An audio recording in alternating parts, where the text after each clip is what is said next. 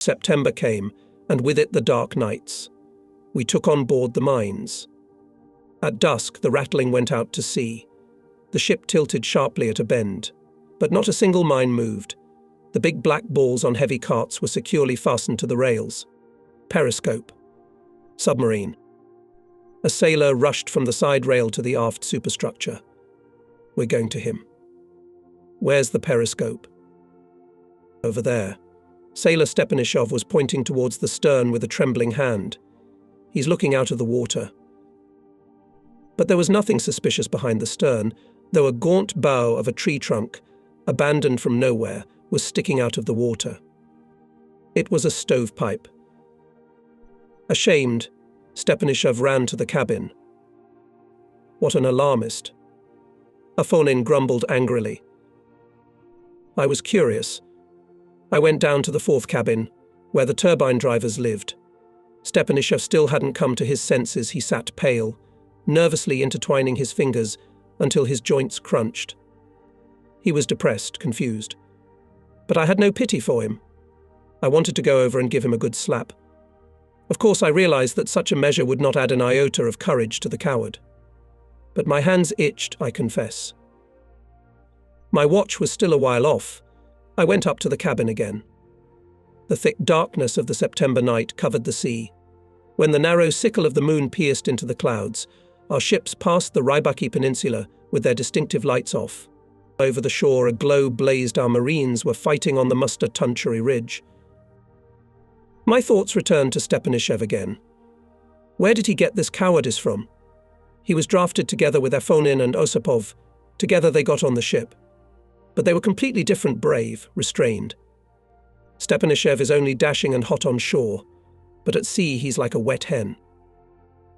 The sea silently, and somehow offensively indifferent, rocked us like a tired nurse of an unloved child. But it was impossible to doze off. At any minute fascist ships could appear, and then there would be no fight. And a battle, when there are mines on board, is a terrible thing. Lieutenant Vladimir Fyodorovich Kruglov, commander of the mine torpedo warfare unit, was seated at the very cut of the stern, on the ribbed guards of large depth bombs. In his hands the dial of the stopwatch flickered with blue light. Not far from the officer, the miners froze at the mine's extreme to the cut of the stern. They were joined by rangefinders Sergei Gritsai and Roman Nikulin, artillery electricians Pavel Lapshinov and Viktor Mostetsov, sightseers Nikolai Shvets and I, who were free from watch, to help them to cope with the upcoming case faster. It was quiet all around. Only from the direction of Rybachigo rolled the uneven rumble of cannonade. Behind the stern, in the keel jet of the Gremeni, fireflies were circling. The sea was phosphorescent. A blue signal lamp flashed and went out. It was an order from the bridge. Get ready. Lieutenant Kruglov got up from his seat. To places. Put mines. The destroyer slowed down. The white trail of water disturbed by propellers stretched far astern. The lieutenant commanded in an even voice. Right. Left. The deck of the Gremeni buzzed with rolling mines. Someone was hit. A muffled swearing was heard. Damn it, you'll crush them. Torpedo man Savely Litvinov laughed good-naturedly and explained. I told you half Undra, and you climb out of the hatch right under the mine. I want to help you. The mines moved relentlessly toward the stern. No more conversations were heard, except for the orders of Lieutenant Kruglov and the soft voice of the torpedo officer Ivanov. Roll up. At the same time, Petty Officer Ivanov himself spread his arms wide, as if he was going to pick up a mine and throw it overboard. The heavy balls on the carts plunged into the water and disappeared. Then, when the drum uncoiled the mineshaft, a thin steel cable, they floated to the surface, dotted with the foamy path left by the propellers. And only after some time, when the trolley anchor pulled the rope, the mine went to the specified depth. And at the stern we could still hear the businesslike voice of Lieutenant Kruglov. Right. Rift. The last mine rolled off the rails. Kruglov breathed a sigh of relief and reported to Gurin by telephone. Putting mines is finished. Everything is in order. Our ship withdrew to the sea to cover destroyers Kuibyshev and Uritsky, which also began to lay mines. On the sea still we did not notice anything suspicious. The enemy shore was silent. Apparently the fascist observers did not even assume that our ships can work under their very noses. The enemy was this time more careless than we thought. By morning we returned to the base. The return trip was far from smooth. There was a breakdown in the car through the fault of sailor Stepanishev. Fear again failed us. While the mines were being laid, he was as if on pins and needles. As a result, he made an incorrect switching of valves. The same day he was written off our ship. No one felt sorry for him, no one sympathized with him. Sailors of the Gremeni are not the way with cowards. The sailors rejoiced the real fighting began. Already 4 times we went out for mine laying. We raided the coast occupied by the enemy. In one of the official documents of 1941 about the combat actions of our crew, it is laconically recorded. September 18th, 1941. The destroyer Gremishi from 1 hour 30 minutes to 3 hours, 00 minutes conducted artillery shelling of the enemy's location in the area of the western Litsa Bay. According to the observation of the adjusters and the estimate of the Land Command, 2 Nazi batteries and up to a battalion of mountain huntsmen were destroyed. September 20th.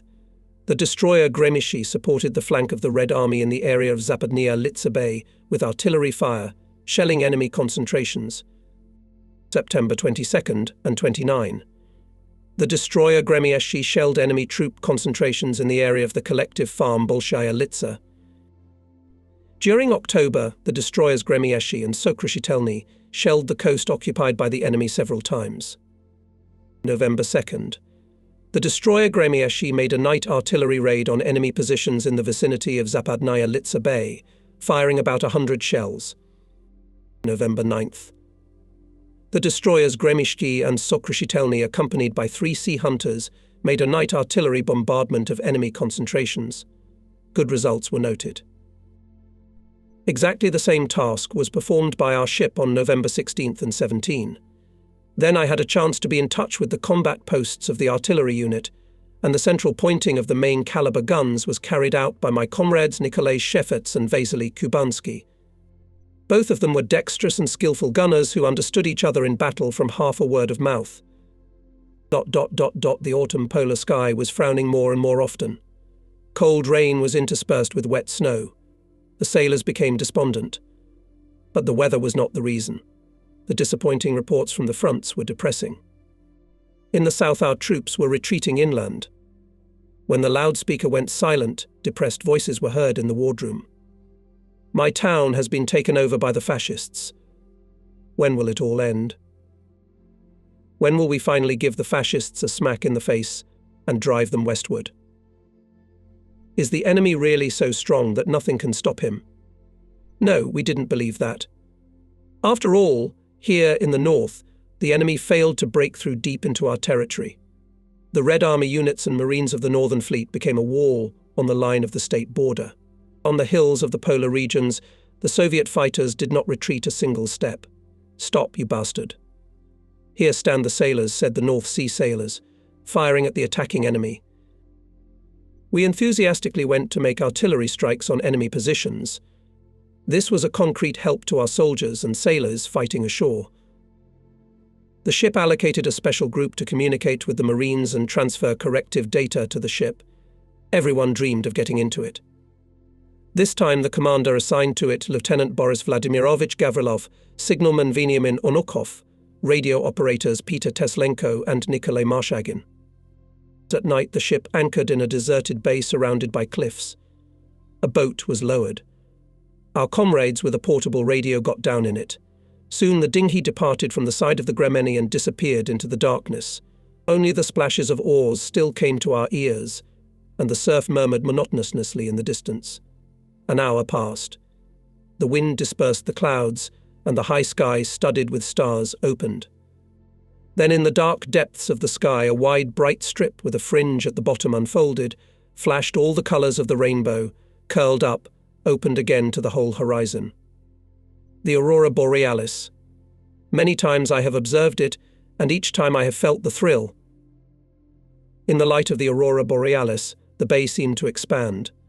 The sharp peaks of the rocks became visible. Somewhere there, among the rocks, our comrades are making their way. We were busy at the Command Dela station. Together with navigational electricians, we checked the consistency of devices for firing on the shore. The commander of the Artillery Combat Unit, Senior Lieutenant Olimp Ivanovich Rudakov, went around the guns. And the shore group remained silent. Later, Gavrilov and his comrades told about their adventures. They wandered for a long time on the tundra. On the way there were huge boulders and swamps, dense bush, precipices and rises. The men often fell, their faces and hands were sore from scratches, and their knees were aching. The lieutenant led the group by compass. The polar aurora helped its glow illuminated the road. They went faster and smoother. But it was still difficult to walk. When they were climbing up the mountain, rocks were rolling from under their feet. In the silence of the night, their noise was deafening. Gavrilov hurried the sailors. The hardest of all was Marshigin, who was carrying a radio behind his back. Jumping over bumps and rocks, he was always thinking how not to harm his burden. The light in the sky went out. The darkness around them thickened. The sailors crossed another chain of granite rocks. Gavrilov began to be tormented by doubt. Were they lost? Why hadn't they met with the Marine liaison until now? A firefight was heard in the distance, so it was a short distance to the front line. The lieutenant raised his pistol and fired into the air. A dark silhouette of a man appeared from behind a large boulder. They exchanged passwords, their own. Teslenko and Marshagin quickly turned the radio, but they failed to establish contact with the Gremeni. Gavrilov was annoyed. Every minute was precious. "We need to stretch the antenna on the top of the hill," suggested Teslenko. Hurry. Lieutenant hurried the radio operators. "After all, the infantry is waiting for our fire." Finally, Gremishi and the command post of the front line were called back. The first data reported by the infantrymen were transmitted to the destroyer, and barely radio operators had time to do it, as somewhere behind the hills lightning flashed. Then it rumbled around, rumbled very close. The first shells from Gremichny fell on the enemy. Lieutenant in the telephone receiver heard the voice of a distant comrade infantryman. "Excellent. Mortar battery ordered to live long. The dugouts are covered. Come on, brother, fire some more." Here came the machine gunners. And the artillerymen of Gremichny blasted in such a way that the same cheerful infantryman reported in a sing-songy voice. "Good cover. Let's do it again." A continuous rumble came from the sea. The artillerymen of the burden opened a barrage of fire. "Give more. Crush them." By morning, from the front line transmitted that the Marines are very pleased with our fire and thanked for their help. Only after that Lieutenant Gavrilov said to his subordinates, "Gather round, comrades. We have worked hard today, not in vain." The air shook. One, another. 2 explosions shook the neighborhood. The lieutenant and the sailors looked anxiously toward the bay. Was it not the rattle that had happened? But the jagged mountains covered the fjord. The battle alarm caught sailor Valentin Zabnin in the 5th cabin, where he went down to warm up. Dressing on the move, the gunner rushed to the cannon, which was already turning toward an invisible target. The sailor soon got used to the darkness. In the flash of a blue light bulb saw the shells neatly stacked on the deck. Zabnin bent down, picked up a weighty shell and put it on the tray. A howler sounded sharply. Rattling shuddered from the volley, and off it went. Zabnin threw a shell into the tray and immediately snatched up a new one, fed to the upper deck by the elevator. At the same time, the sailor did not forget to close his eyes when the blue light bulb lit up. It warned now there would be a salvo if you did not close your eyes in time. The gun flashes would blind you, and you would not soon get used to the night darkness again. At the next flashing of the blue light, Zabnin noticed a white inscription on the dark metal of the shell. It was chalked out for Moscow, and next to it was a smaller inscription for Staraya Russa. Zabnin guessed that these inscriptions were made by the boiler machinist German Sinitsyn. who was a loader of the artillery elevator, according to the combat schedule. Sinitsyn was drafted into the navy from an old Russian town, for which he was now taking revenge on the hated enemy. Having fed the shell, Zabnin shouted into the intercom. Sinitsyn. Right for Leningrad. And for Kiev, for Minsk, voices were heard. For Smolensk. Tovzya, shouted the gun commander Afonin and raised his hand as a habit, although no one could see his gesture in the darkness. And immediately the howler rang out. The thunder of the volley hit his ears painfully. The gun of petty officer of the second article, Nikolai Afonin, clearly maintained a high rate of fire. The crews of petty officers Phil, Konyakin and Tursky were not lagging behind. The gunners of the fourth gun, Pavlushkin and Nestorovsky, worked silently.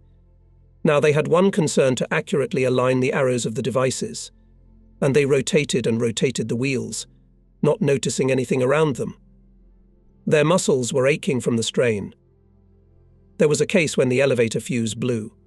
Artillerymen had to manually drive the feed mechanism. It was a hellish labour.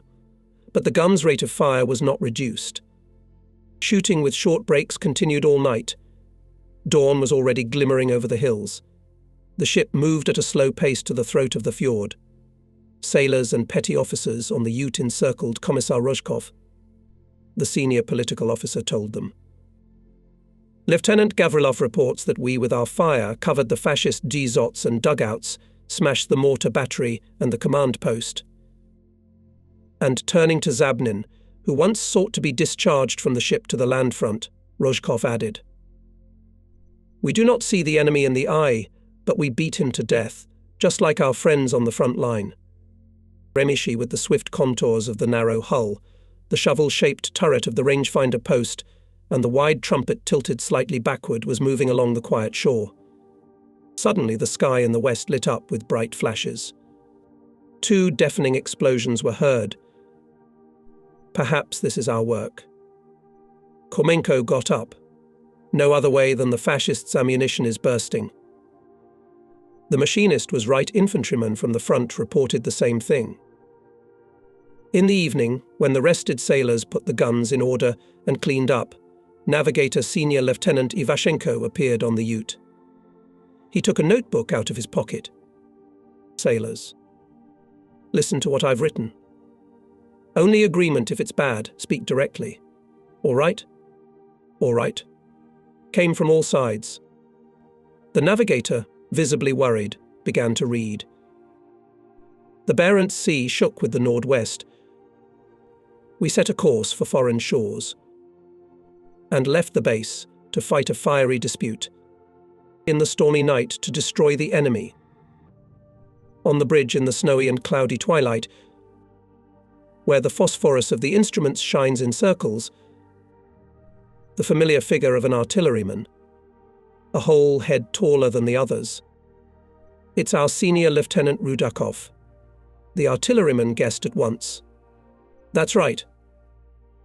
Quiet. The Barents Sea has travelled many miles. The navigator marked the exact places, and suddenly a silhouette.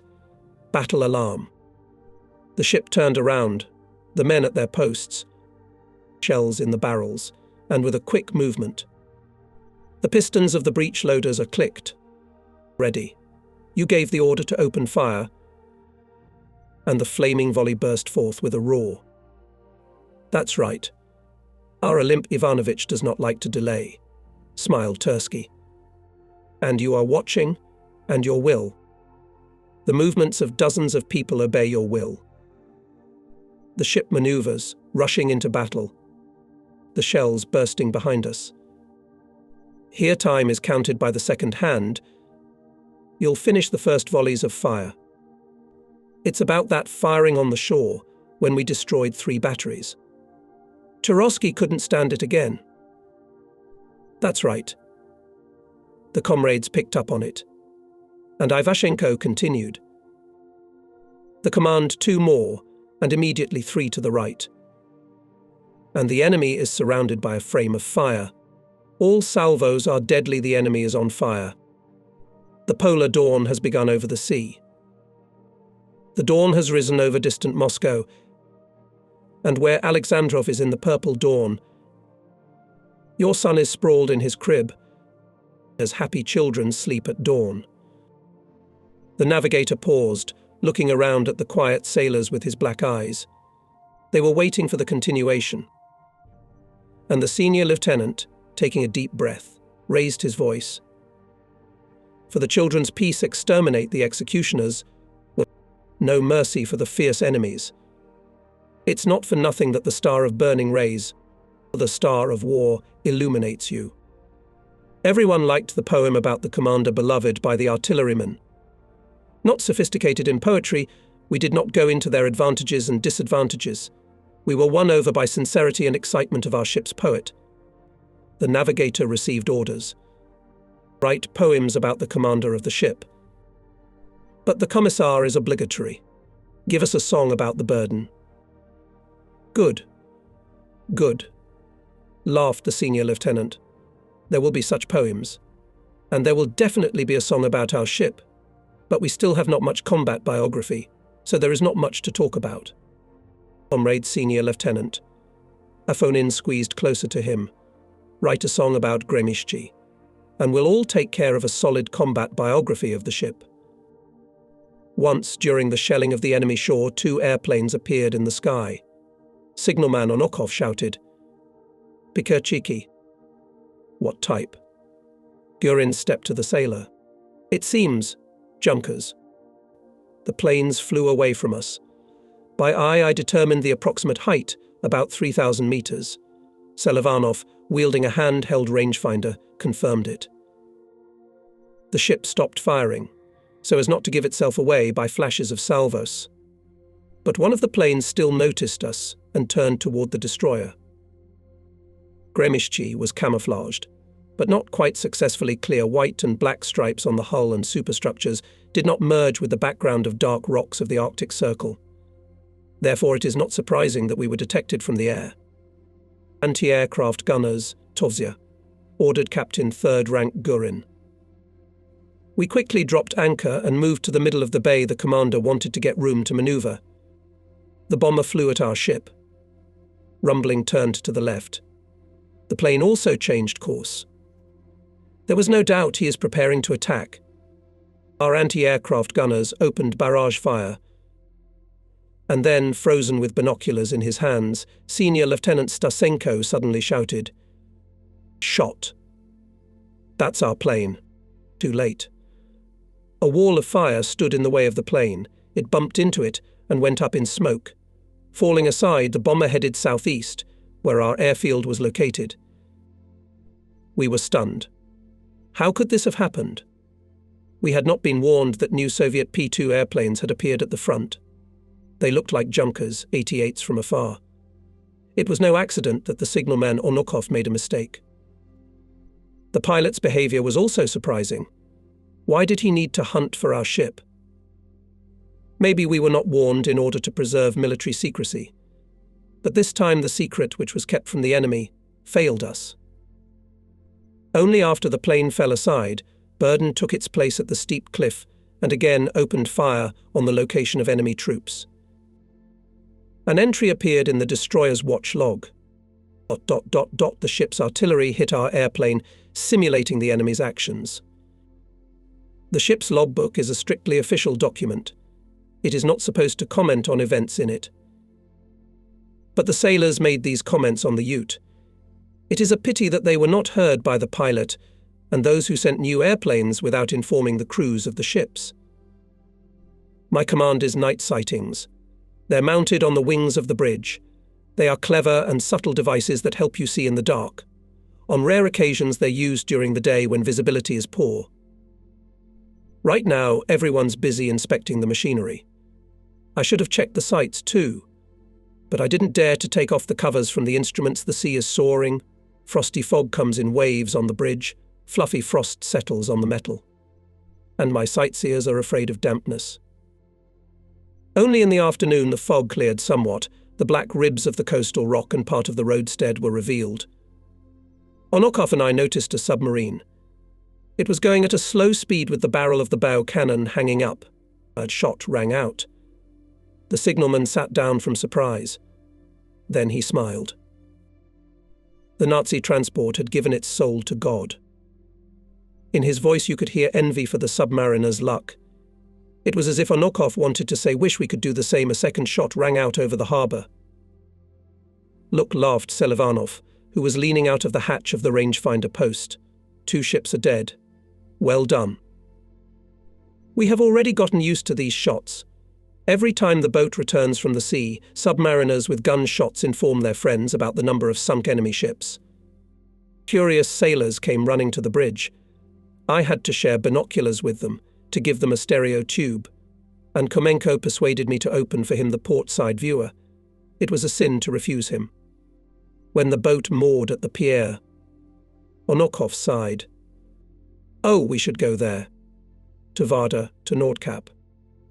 "I think we'll go soon," said Komenko, carefully covering the sighting device with a cover. "We have been ordered to ban the boilers, so we have a long way to go." The boiler driver was right. In the evening, the commissar and agitators went around the battle stations and explained the combat mission received by the ship. Soviet destroyers Gremyeshchi and Loud, together with the British cruiser Kenya, destroyers Bedouin and Intrepid, go out to search for the enemy convoy in the area of Vard Cape Nordkap. The campaign will end with an artillery raid on the Nazi naval fortress Vard. Rattling went out to sea. The snow-covered hills of the native land, barely recognizable in the darkness, remained astern. There was silence on the bridge. Only the wind occasionally flapped the sailcloth dodgers of the bridge. Next to the commander stood his assistant Senior Lieutenant Vasiliev. "I would fight with fascist ships," I heard the quiet voice of the senior lieutenant. "That's why we are going, Alexander Mikhailovich," Gurin replied. And the signalman grumbled. "It's dark as in a corked barrel." The night was indeed very black. Nothing could be seen. You can't even make out where the mask platform is. And in such darkness Fokiv managed to find an English cruiser. In the night viewfinder I could barely make out its tall and massive masts. Then the dark humps of gun turrets appeared. Following Kenya out of the darkness floated silhouettes of 2 British destroyers. Narrow-beam lantern cruiser exchanged calls with us. Ships built a keel column and full speed rushed to the enemy's shores. Watching the sea in my sector, I can hardly distinguish the silhouette of the cruiser ahead. Behind it comes the Bedouin. The Rattlesnake follows in third. The Loud is swaying in her keel waters. The line of the squadron closes destroyer Intrepid, all the time climbing out, then to the right, then left unimportant, apparently it steers. We take all measures that the voyage passed secretly. The success of a raiding operation depends entirely on the suddenness of the blow. Smoking and loud talking are forbidden on the upper deck. The boiler operators were strictly instructed to keep out smoke and sparks. The more outrageous it seemed to us when the destroyer Intrepid was coming up behind us. Above it suddenly rose a sheaf of red sparks. Blown by the wind, sparks fanning in different directions, slowly falling into the sea. What is it? Inexperience of boiler machinists or treachery? Signalman Onokov whispers in my ear. "Ah, sons of bitches, what are they doing?" For a while the torch over the chimney of the Intrepid went out, but soon the English destroyer again exhaled a cloud of sparks. Our mood worsened. A frosty, gusty wind blew in. It dispersed the clouds. It became a little brighter. The greenish, shimmering light of the polar lights drew the sky in pale, layered stripes. Our ships were already sailing along the Norwegian coast. What awaited us ahead? We stared into the darkness until our eyes hurt. It became even more difficult to watch the sea when soon the aurora borealis went out in the sky. We could not see the enemy if he lurked on our way. Suddenly Fokiv loudly reported, "I see a ship." What eyes this guy has. Any cat would be jealous. The darkness was pierced by flashes of a signal searchlight, dots and dashes. The fascist patrol trawler was persistently beating out light Morse code. "Do not answer," ordered Gurin. The cruiser did not give itself away either. The squadron passed the enemy patrol. The fascists apparently took us for their own and stopped calling. On the shore, here and there playfully blinked beacons and sights. It means that the enemy camp is calm. Hitlerites are not waiting for an attack. At least one transport met. My partner Nikolai Schwetz said, "The enemy did not attack us, but also did not show up. The ships were still going in keel water formation." Ornukov and I looked warily at the Intrepid. So far it was not sparking, but it was still trotting, constantly getting out of the keel stream of the Loud. Reinforcements came to the bridge. All the sighters, rangefinders and signalmen were looking into the darkness with all their eyes. The cruiser began to turn to the right. The dark, precipitous Cape Nordkap, the northernmost point of Europe, began to recede behind the stern of the Gremeni, and in 2 minutes it was already on our right side.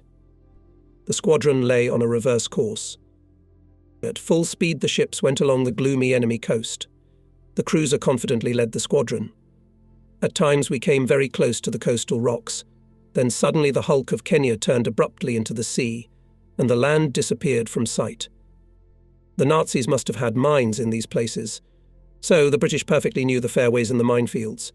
That kind of awareness was enviable. Near Tanna Fjord, a bright square of light flashed ashore. As the rumbling came nearer, I saw a man coming out of a small house built by the water's edge. He had left the door open. "What is this carelessness?" asked our new artilleryman, Senior Lieutenant Anatoly Ivanovich Kleopin, who recently replaced Rudakov. "In my opinion, this is done intentionally," said Senior Political Officer Rozhkov. "Norwegian patriots want to help our ships." The squadron went further south, and the door of the cabin still shone brightly in the night. It was an excellent beacon, and our navigator took advantage of it. The sea was deserted. The sailors were vexed. Soon Varde, and still no enemy convoys not seen. Gurin, looking at the dense figure of the artilleryman, finally spoke. "So we strike at the fortress, coastal batteries and port facilities." "I see, Comrade Commander." At this time, on the signal from Kenya, all the ships made a turn and went to approach the shore. At 6 o'clock in the morning, when the polar night still reigned over the sea, from the cruiser rushed to the shore illuminating shells. And then Kenya rattled a salvo of guns of the main caliber. It was a signal to all ships. The flares illuminated the snow-covered shore, the foamy sea, the white surf. Bright strips of light, burning out, fell down, and to replace them in the sky hung more and more chandeliers. "Fire!" simultaneously shouted gun commanders Afonin, Phil, Konyakin and Tursky to their calculations. There was a deafening salvo of all 4 long-range guns of the Gremeni. Their recoil seemed to squeeze the destroyer into the sea, but it again jumped out on a wave, and again at the guns heard. Tuvzia. Fire. The ships were firing at high speed. The waves slammed the deck, rattling, lurching elastically. The commanders' coats were soaked. They became heavy, making it difficult to work. The sailors threw them off. Orange tongues flashed over the islands. It was the enemy coastal battery, opened fire on our ships. With a screech over the Gremishchi flew one shell, followed by a second, third. The wall of flames raged where the fascist fortress, port facilities, warehouses, barracks were located. Soon Senior Lieutenant Hlyopin assigned the commanders a new target. It was a coastal battery. It was silenced after a few of our shells.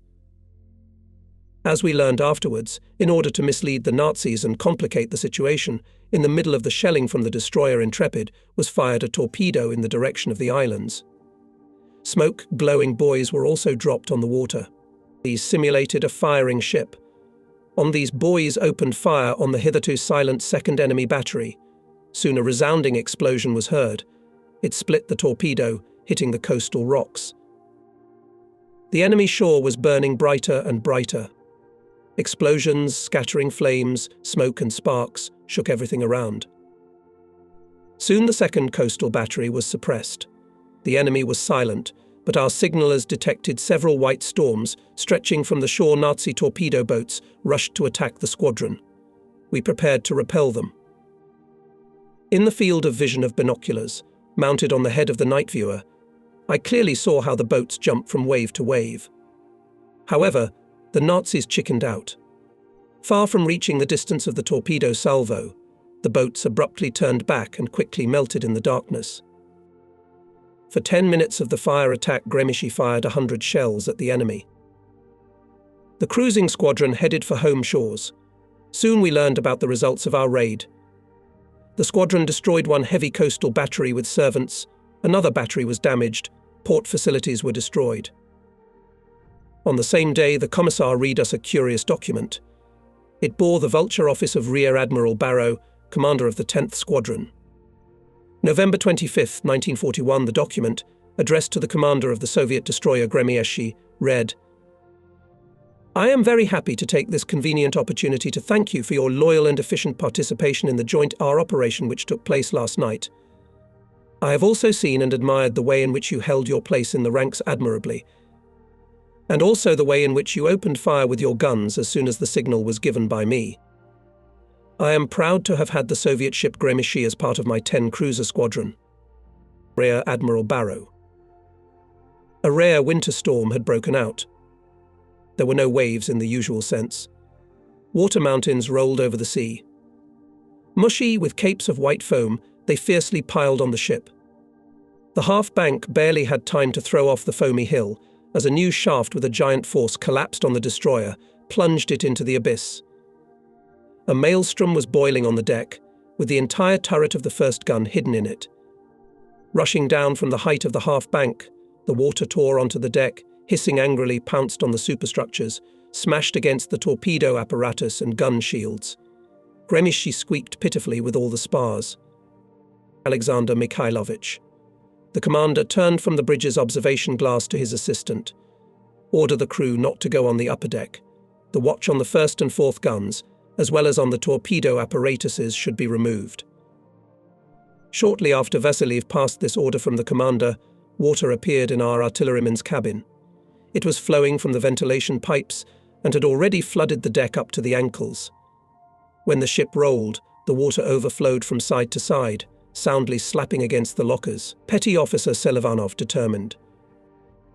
The fungi had been torn off. He reported the incident by phone to the bridge. "Stop the water supply," Vassiliev ordered him. "Just do it together." Selivanov hung up the phone and looked at the resting sailors. The rocking was shaking them fiercely. But the men, strapped to their bunks, slept. Fatigue had taken its toll. Whom to choose puzzled the petty officer. He was sorry to disturb his comrades, but it was impossible to go alone.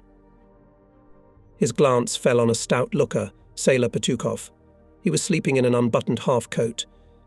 Instead of a pillow, he put a Nushanka hat under his head. With his left foot, the sailor was resting on the puller driver. His face was greasily glossy. He had not washed his face for the 3rd day.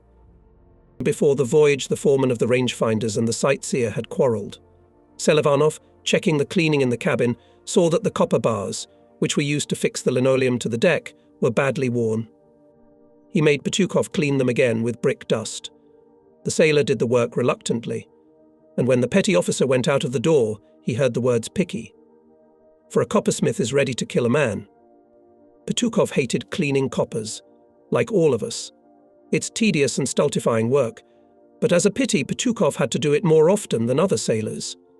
On this ground, he developed a dislike for Selivanov, who liked glamour and glitter. Thus, their diplomatic relations were very strained. "I'll wake Petukov," decided Selivanov. "He will not be on watch for a while yet. He will have time to dry off and rest." Having learned what was required of him, the lookout immediately hurried away. He was fond of any disaster. Having tied themselves with a strong hemp rope, Selivanov and Petukov went under the half-bank cut and lurked, waiting for the wave to subside. They held an old sailcloth shirt in their hands. There was nothing else to plug the cursed holes. The sea hummed and groaned. The wind whistled over the upper deck. It was scary and creepy. "Run," shouted Selivanov.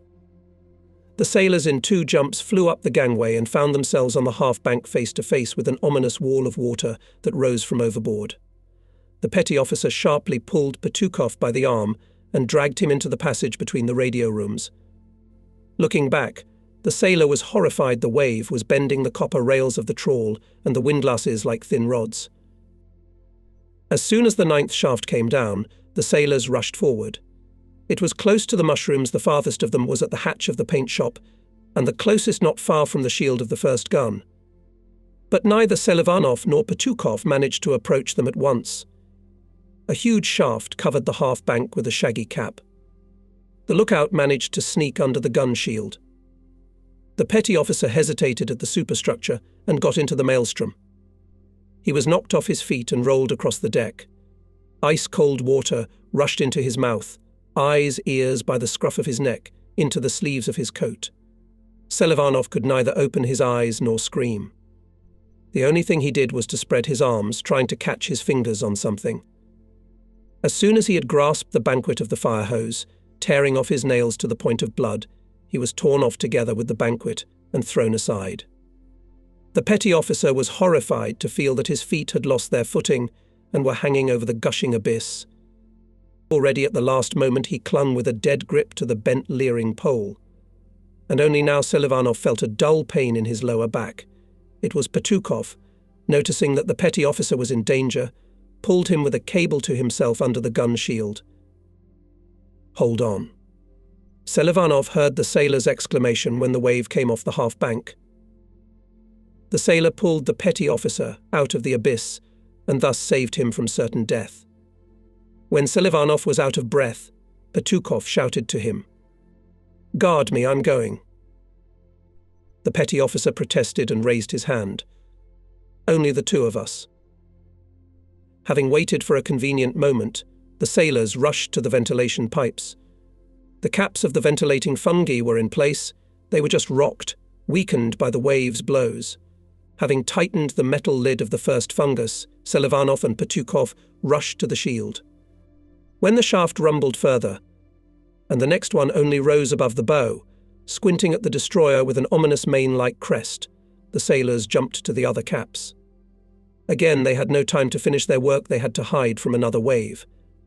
At last the mushrooms were wrapped up. Selivanov and Petukov, wet to the skin, had hardly bounced back to the cannon as the sea again violently broke into the half-bank. It tore the sailcloth from the gun shield, flooded the gunners' seats, which were held by two brave men. The churning water tore the sailors' feet from the deck. For a moment both hung in a horizontal position, holding on with only their arms. But then the wave broke. The petty officer and the sailor heard a shout. "Receive." That from the bridge of the second, upper gun, petty officer Konyakin, gunners Yusin and Krapov gave Selivanov and Petukov a hemp rope. "Go first," suggested to the sailor the petty officer. "No, you." "Stop talking." Soon both daredevils, picked up by the strong hands of their friends, found themselves at the navigator's cabin. From here it was easier to go down to the rosters and sneak under the half-bank cut. When Selivanov and Petukov went down into the cockpit, it was already dry. The sailors pumped out the water. The deck was wiped clean. Tied to the board with a sailcloth strap, it was the only way to rest. Then the commander of anti-aircraft machine gun Viktor Slepov spoke. "I must assume that you were born for the second time." Petukov had blood streaming down his face, a prune of bruises swelling under his eyes. Selivanov's fingernails were bleeding, his bruised ribs ached. Looking at each other, the petty officer and the sailor smiled. Selivanov extended his hand, and Petukov shook it silently but firmly. Old grudges were forgotten. Forever. "Friends," Slepov spoke again, unbuckling his belt, "I wouldn't mind having a snack now. There are boiled potatoes in the galley." "Lovely." Kornilov cooked it after the pot of porridge overturned and almost scolded him. "Salted cabbage and herring I've already saved." "As much black bread as you want." "Eh?"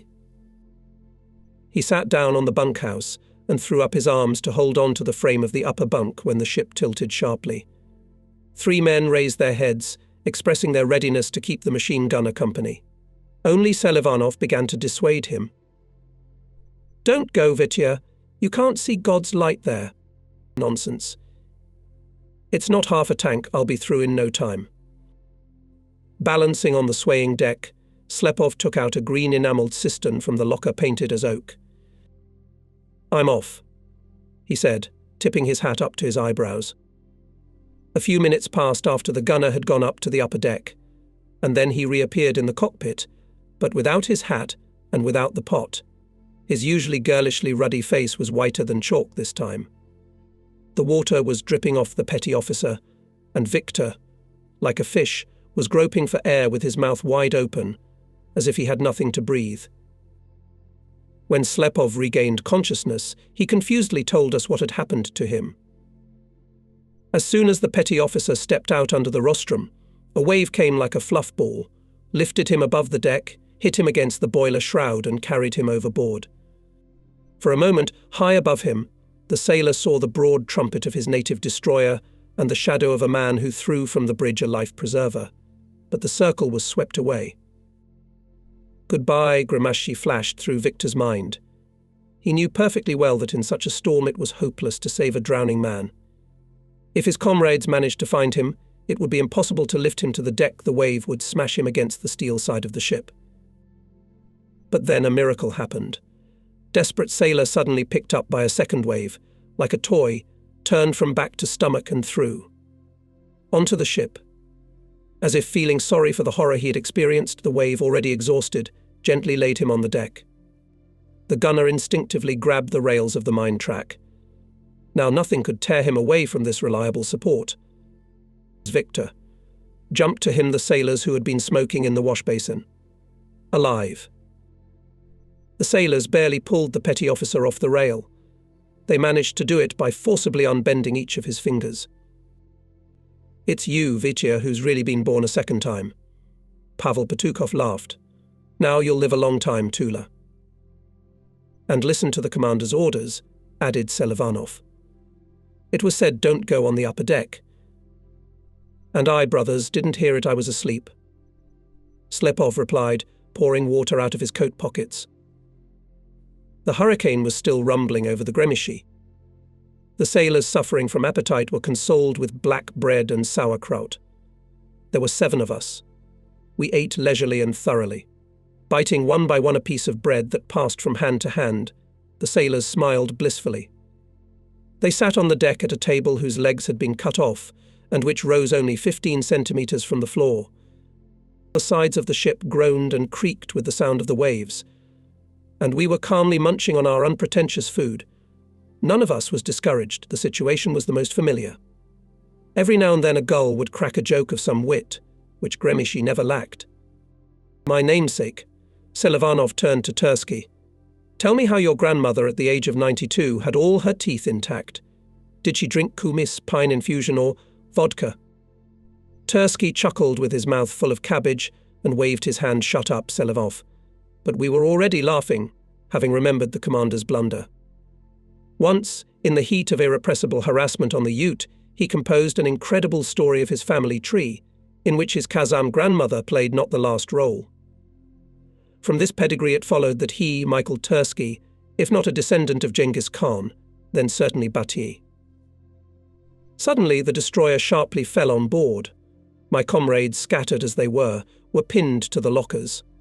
Wiping his face blackened with mud, Selivanov was the first to rise and philosophically calmly said, I don't remember which of the wise men said that people are of 3 kinds: those who are alive, those who are dead, and those who swim on the sea.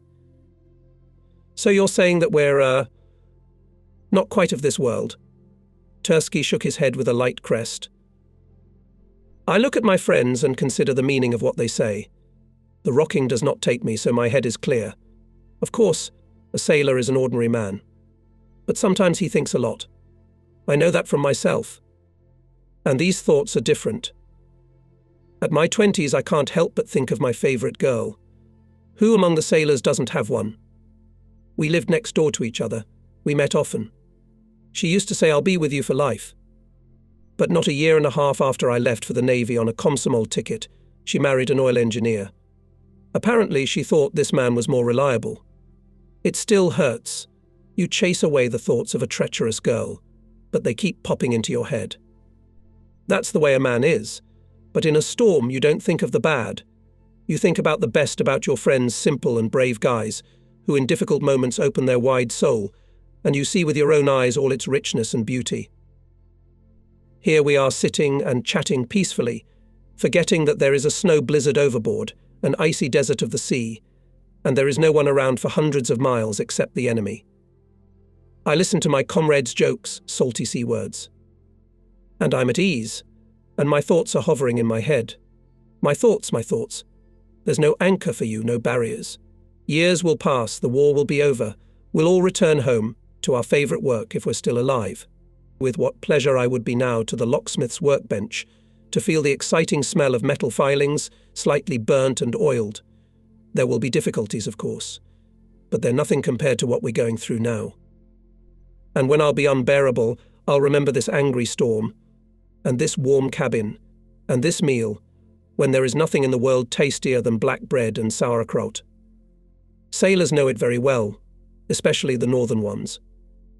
I will remember the wandering smile on the face of Selivanov, who never gets discouraged, the bony, slightly confused face of Tursky, the quick, marvellously handsome Mostetsov, the thin, slightly sullen Yusin, and many other friends.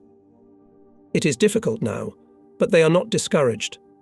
They chew, laugh, as if Gremishi is not somewhere beyond the 73rd parallel, as if at this hour there is nothing more important in the world than bread and cabbage. "So who are we?" came a hoarse voice from the deckhouse. Selivanov turned around. "Panya, why don't you put a kitty on your neck?"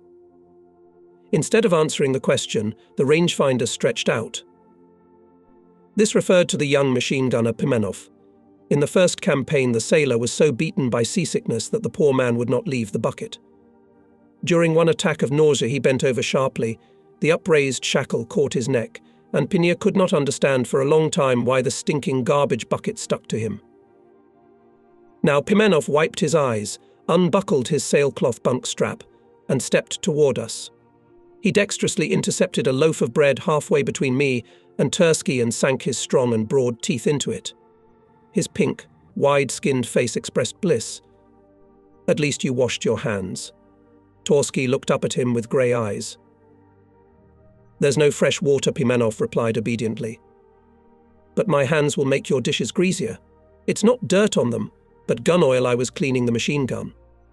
"Brothers," Selivanov shouted jokingly, "stock up on breadcrumbs. We're all going to have an upset stomach. Come on, Pinya, give me a bun. I'm not afraid. My stomach can digest an anchor." But when Pimenov, that young but shrewd sailor, took out of the pocket of his shiny cotton pants a delicacy acquired by some unknown means, a large head of onion, Tursky was the first to declare, "Take a share." "But my hands are dirty." "Nothing. That dirt is noble, fighting. It is rich in vitamins." Pini's question was forgotten. Pimenov divided the bulb equally to everyone. Laughing, all of us, to the horror of our seasick buddies, purposely chomped loudly, praising cabbage and onions. And those, lying on the bunks and tillers, could hardly restrain their inordinate desire to rush upstairs to the wash basin. We squatted around the table with the legs cut off, each of us with our own fingers and our own appetites. Onions seem incredibly juicy and delicious. The name Pinya stuck to Pimenov by accident. Once he imaginatively and vividly played a scene from the movie Seekers of Happiness, and so skillfully copied the postures and gestures of the artist who played the role of Pini, that since then the sailor Pimenov otherwise, and not called as only Pinya the King of Suspenders.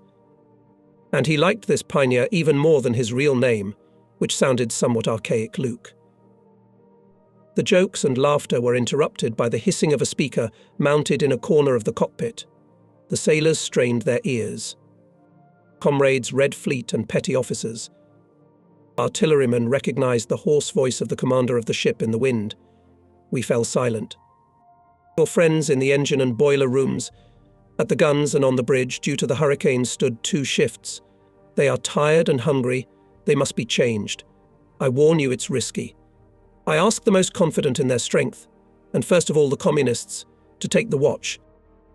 It was an unusual request, the first since the day of the flag raising on the Gremiashchi.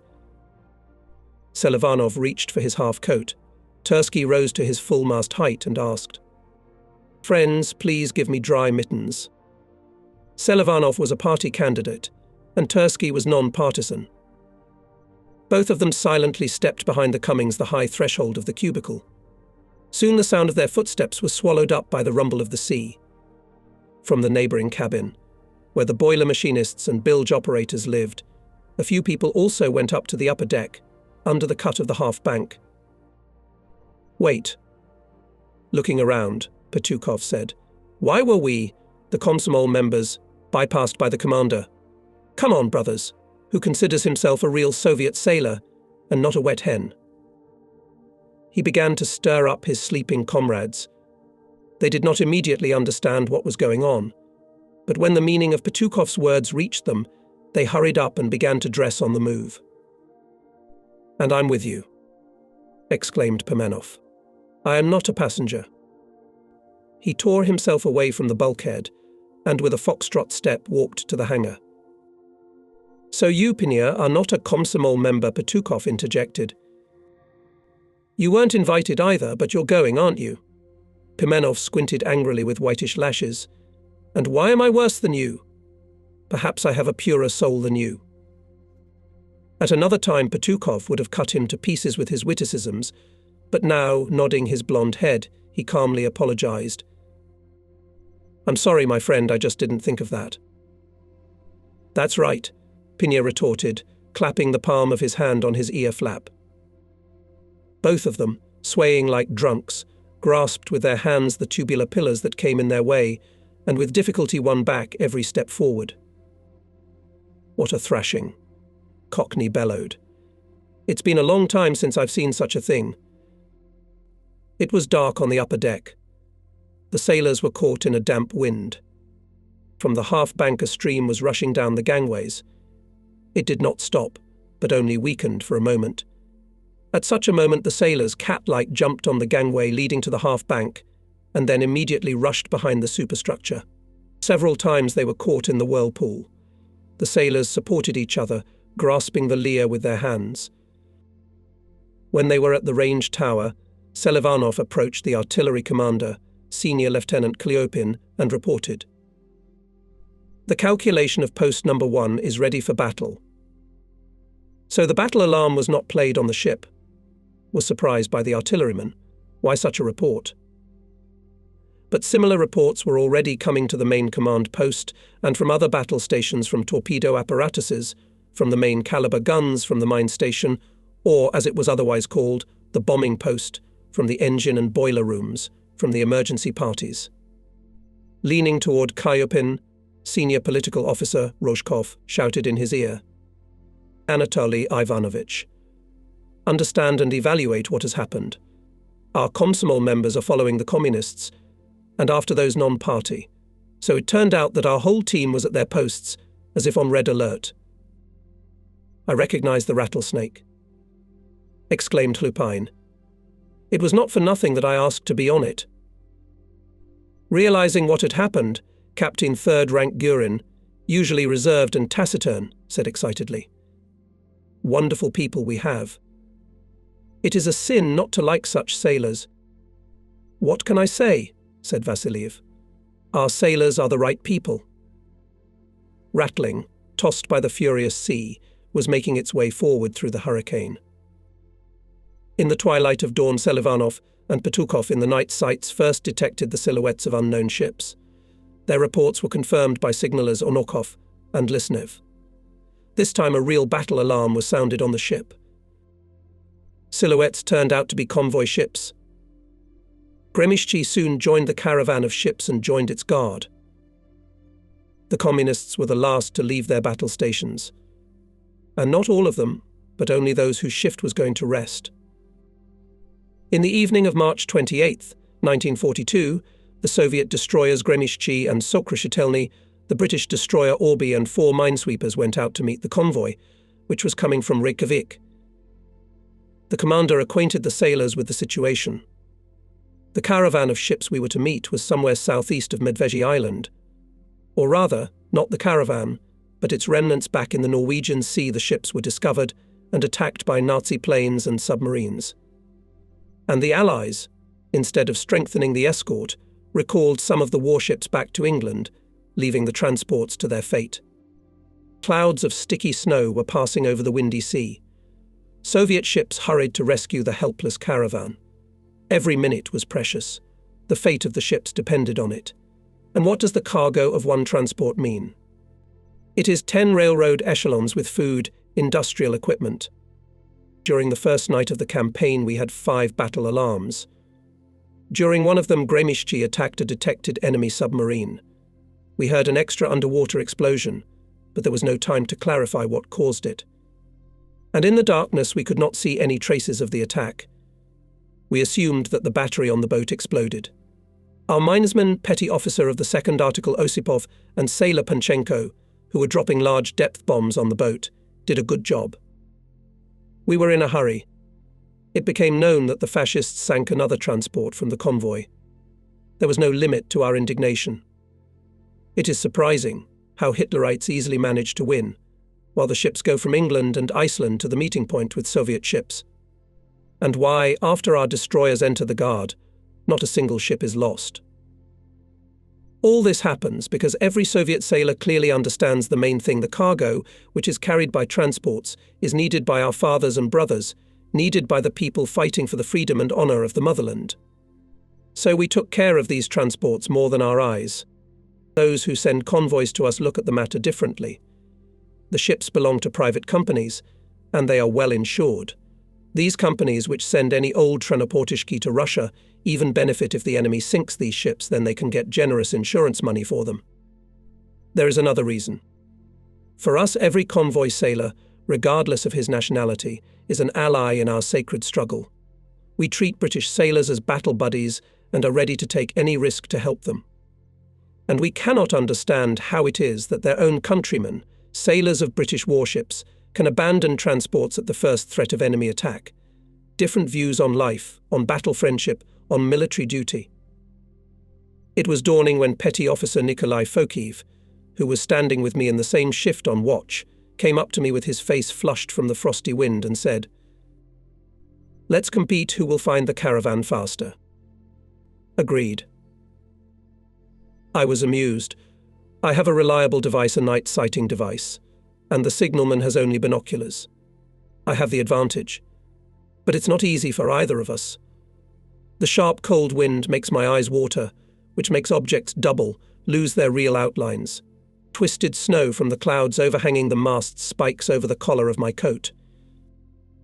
Fokiv watches the sea and the air from the starboard side, and I from the port side. He was more lucky he was the first to spot an enemy air scout, which appeared above the horizon as soon as the sky cleared of clouds.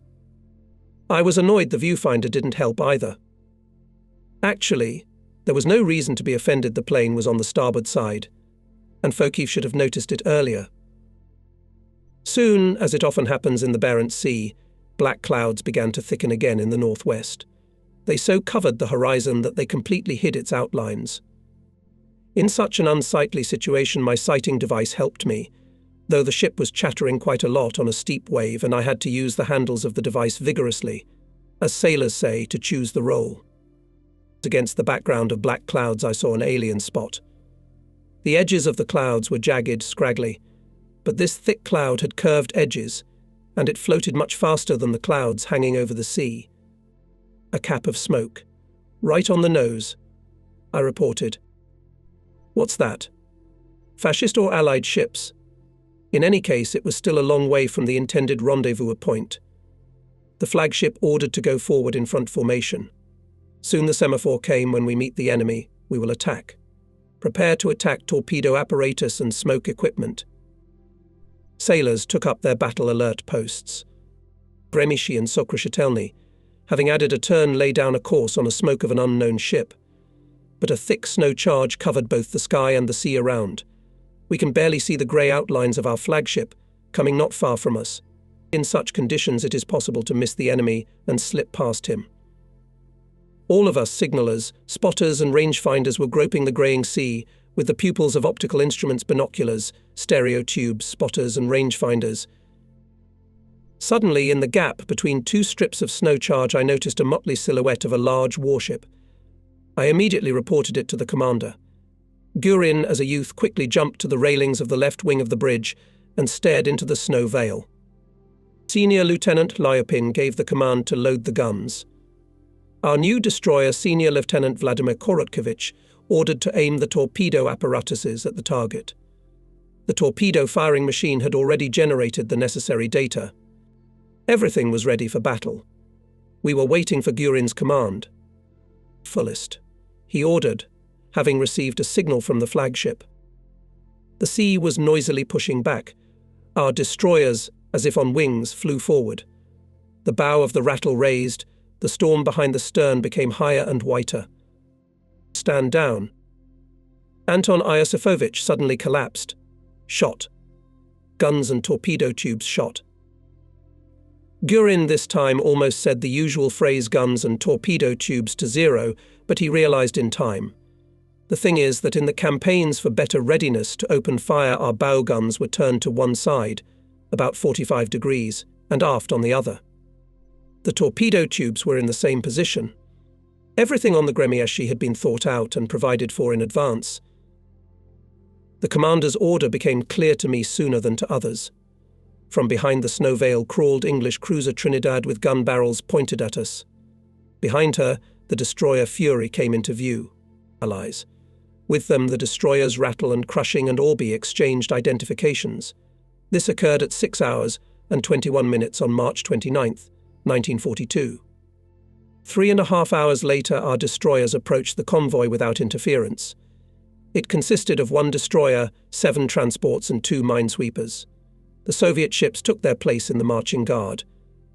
The crew of the Orby Warby was ordered to search for the rest of the transports scattered in the Barents Sea.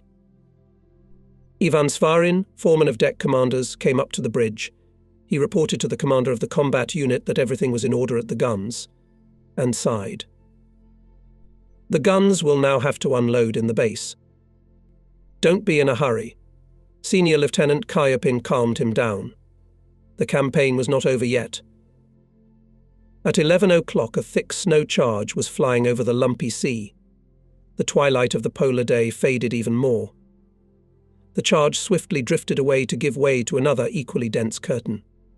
At times the visibility improved, but it did not exceed 10 to 15 cable feet. As we sailed through the snow, we heard rumbling explosions coming from the port side of the transports. On the Gremishchi and Sokrashetelny, the battle alarm was played. Nothing could be seen from the bridge of our ship, yet there was an impenetrable snow wall from the sea to the clouds. Then the explosions began to move to the right, rumbled ahead on the course of the burden. What was going on there? Finally, Gurin received a message that the British cruiser Trinidad is fighting with 3 Nazi destroyers. By this time, the snow veil under the pressure of the wind broke, and, driven to the southwest, hastily picked up its foggy hem. Tearing wisps of cloud with her masts, an English destroyer sprang out of the charge.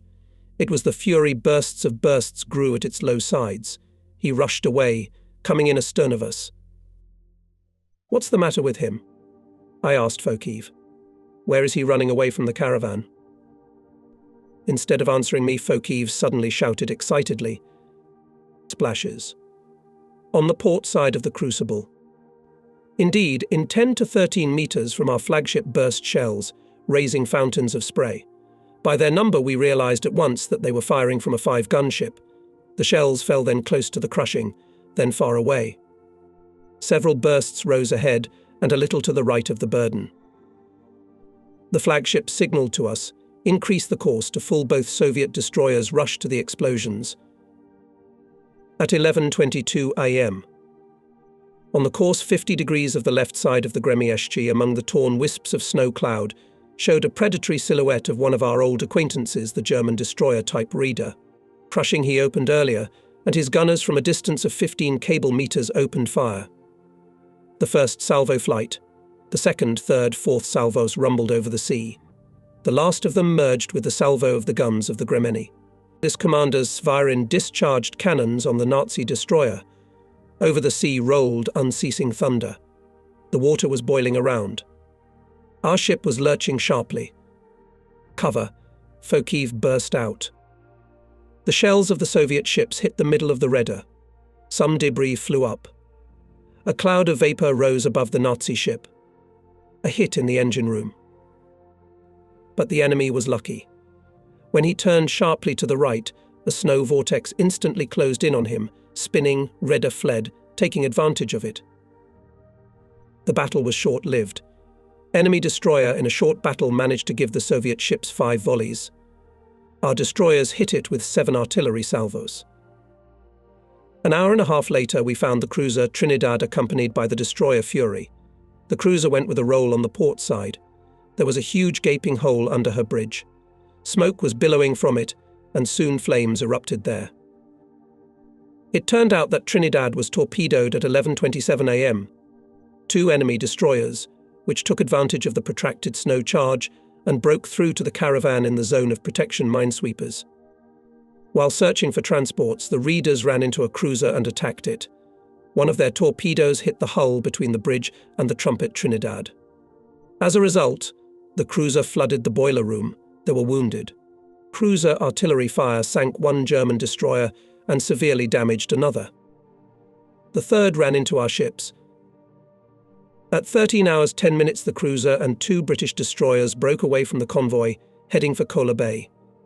In guarding the transports remained Gremishchi, Sokrishitelny, and 2 British minesweepers. Not much. The convoy was approaching the Murmansk coast. The land was not visible because of the snow veil. The ships were on the counting track. In the afternoon on Gremishchi was received a message that on the way of the convoy to the Kola Bay the enemy had placed up to 5 submarines. Floating mines were noticed. In order to protect the transports from torpedoes and mines, our flagship decided to take the convoy into the ice area. Whole ice fields and individual small icebergs stretched nearby. Gremishchi, covering the ships from the west, was the last to approach the ice edge. Gurin carefully searched out the wide divots. To our delight, our commander turned out to be an excellent expert in ice navigation, although before this case we had avoided entering them.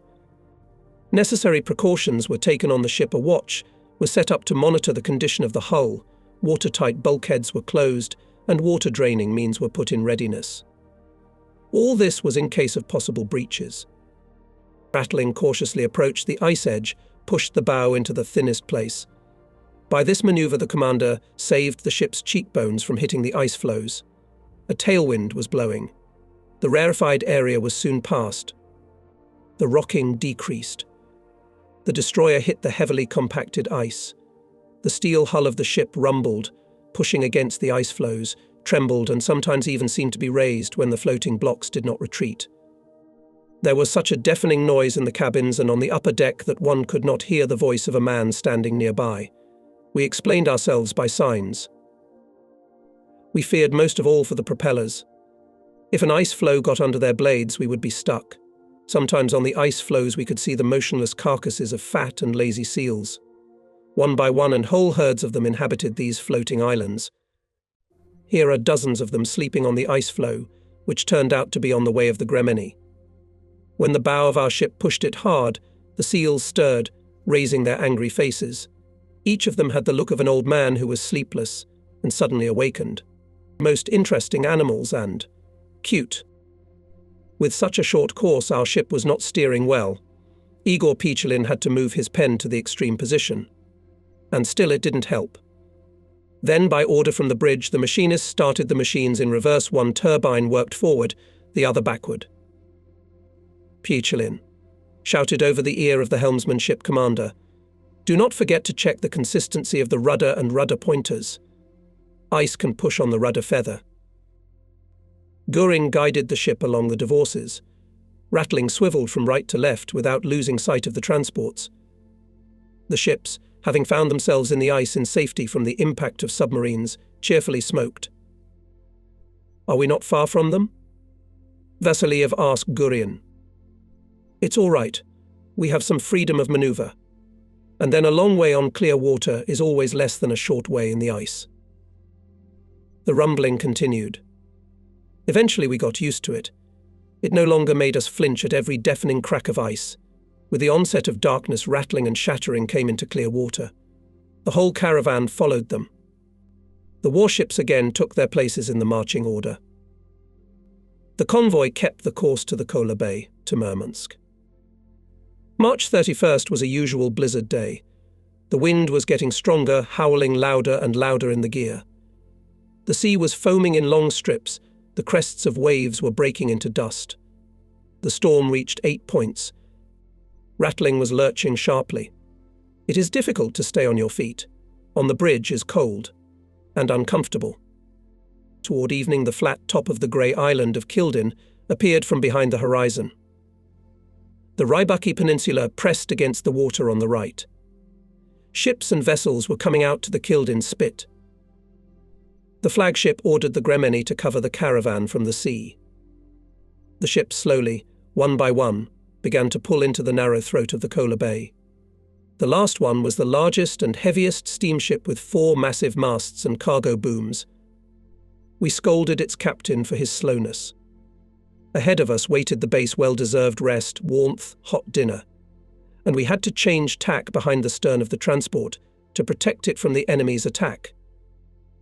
So in manoeuvring almost on one place passed about 30 minutes. The sky cleared a little, but behind the stern of our ship still flew whitish plumes of snow charge. The faces of the signalmen became grimy and cracked, and their eyes were watering. The commander of the ship stood next to the helmsman and looked forward. He had not slept for several days, almost continuously on the bridge. Suddenly a report came from the anti-aircraft battery. Airplane. It was strange to us that the enemy dared to fly here in such weather. This airplane was huddled on the right, the most rocky shore. We all paid attention to it, although it did not approach the ships. Gurin grudgingly pulled us back. Everyone to fulfill only their duties. This meant that the airplane let them deal with anti-aircraft gunners and other sailors what they should. It was said very conveniently. The huge wave crumbled, breaking into 2 shafts, and in the gap between them showed the humpbacked deckhouse of a German submarine with a periscope stretched upward. She was coming out to attack the last transport. It was so unexpected and unbelievable near our shore that Fokiv, forgetting the rules of the report, simply poked in the direction of the enemy ship with his hand and shouted, "Submarine!" The next moment the submarine was seen and Gurin. She was quite near. Its wet deckhouse flashed for a few seconds and then disappeared again in the waves. Now it became clear to all of us for what purpose here loomed enemy aircraft. His task was to distract the attention of our observers and thus ensure the success of the torpedo attack submarine. Cunning enemy. It happened at 19 hours and 15 minutes. Bombs, Tovs, ordered Gurin and sharply turned the handles of machine telegraphs to full ahead. The siren of the Gremishi howled terribly. It became clear to us on the bridge that the commander intended to ram the underwater pirate. The ship tensed its muscles and leapt forward. At the moment when the bow of the Gremini was above the place where the boat was detected, a sudden water swell raised its bow, and the ram failed. Boiler machinists, turbinists and navigational electricians, who were in the compartments below the waterline, heard only a scraping under the ship. The keel of the destroyer slid on the submarine. Gurin and navigator accurately detected its location. Miner Peter Osipov, with a blackened face in the cold, on which shone only teeth and clear eyes, long ago stood at the bomb throwers. The destroyer crashed into the waves. The storm behind the stern was boiling more and more strongly. The stern was shaking and tossing upwards. Black cylinders of depth bombs lay in a huge magazine rack. Good thought the miner that the ice from the bombs had been chipped off in advance. He looked around. Icicles of ice were hanging from the sides, from the ladders, from the nets at the shell catching machine.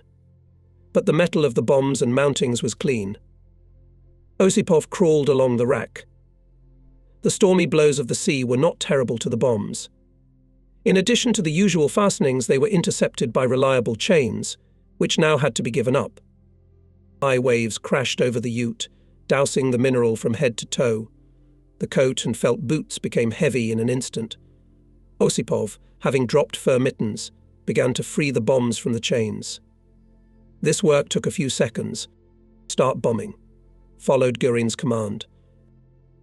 The destroyer was passing over the place where the boat was sinking. Osipov rushed to the small bombs located near the board. The incoming wave almost washed away the sailor. He managed to grab the Lear with his hand, and with the other hand to throw overboard the black cylinder of the bomb. The foreman of the torpedoers shoulder-shouldered Ivanov with a group of sailors rushed to Osipov's aid. "Throw small bombs and we big," shouted Ivanov. Over the stern rose a shaggy stack of water. A rumbling sound swept over the sea. The bombs burst one after another at regular intervals. The frequent explosions seemed to turn the sea inside out. Rumbling reversed course and crashed at full speed into a gigantic water shaft. The curved blade of the bow stabbed into it like butter, and the half-bank disappeared into the water. The wave rolled up to the height of the bridge. The sight glasses of the main command post shattered with a clang. The water vortex swirled all those who stood on the bridge. Igor Pishelin wedged between the pedestal of the steering manipulator and the compass noctusum, and only thus stood. The helmsman was anxiously watching the commander. He wanted to help him, but could not be distracted from the ship's control. In vain worried helmsman he was not the only one who took care of the commander. Signalman Fokiv and rangefinder Gritsai were next to the captain of the third rank, supported him. Gurin was again at the machine telegraphs, calm, concentrated. On the youth Osipov Ivanov, sailors of Afonin's calculation had time to cling to the railings, to the shield of the cannon. The shaft rumbled through the ship and fell into the sea. Grimishchi broke out of his embrace, and again depth bombs were bursting behind the stern of the ship. We stopped the submarine attack after the 21st bomb. After the deafening explosions there was an unnatural silence. We were all slightly deafened. Water streamed down from the deck. Foaming waves were passing over the sides. On one of them we saw a scrap of paper, a piece of wood, and a sailcloth bag. Throwing it all away for a moment as material evidence of our battle luck, the Barents Sea swallowed up its spoils again. Now forever. A little away from us, a large oil slick was blurring, with bubbles swirling in its centre. Here, off the island of Kildin, another fascist pirate found his end. "We have opened the account on fascist ships," Osipov said with satisfaction. The transport saved by us was already smoking near the island of Salny. Grimishchi headed after him. The ship sounded the battle alarm. Only after that it became known that during the attack the bow emergency party had to work a lot. When the Grimishchi was hit by a huge shaft, the foreman of the emergency party, Ustinov, with a group of sailors was in the second cockpit. They heard the cracking of the inner plating of the boards. On the bending pile drivers the paint was bouncing off like glass. Under the incredible pressure of the water, the hull of the ship began to give way. Chumachenko. Suprun. Ordered Chief Petty Officer Ustinov. Put additional supports. Sailors picked up the pre-deployed bars, put them upright, and wooden hammers muscles hammered wedges. Pillars stopped bending. Thanks to Ustinov-Stinov's and his sailors' swagger, great destruction of the ship was prevented. But the Chief Petty Officer did not calm down. He ordered, "Bulin, inspect the chain box." Soon Bulin's round, ball-like, ruffled head appeared in the hatch. He anxiously reported, "Comrade Chief Petty Officer, there's water." Ustinov rushed to the first compartment, and from there to the chain box. In the compartment ominously splashed murky water, arriving before his eyes. How on earth did it get here, thought Ustinov, and looked up from where the cold streams were pouring. It became clear that the pressure of the wave tore off the covers from the fair leads, the holes through which the anchor chains pass. The covers were put back in place, the pump was started, and the water quickly diminished. This did not affect the attack of the submarine, which at that moment was conducted by our ship. The sailors of the emergency party did their duty. In the wardroom especially were the marks of the pressure experienced by the half-bank. Almost all the pillars here were bent. Their pipes now looked like twisted trunks of birch trees with peeled bark. We had never had a more difficult and complicated trip. But navigator Ivashenko judiciously said, "The war is not over yet. There may be more difficult trials." Well, of course not without poems. In the evening the navigator read us his new poems about the courage of sailors, about people who are not afraid of neither the enemy nor the storm, because there is nothing in the world stronger than battle friendship, maritime brotherhood. We listened with admiration and pride. After all, it is about us that the inspired lines sound. The poems were good, but we were only picking on one thing in them, the word brigade. Where did it come from? Fokiv couldn't stand it.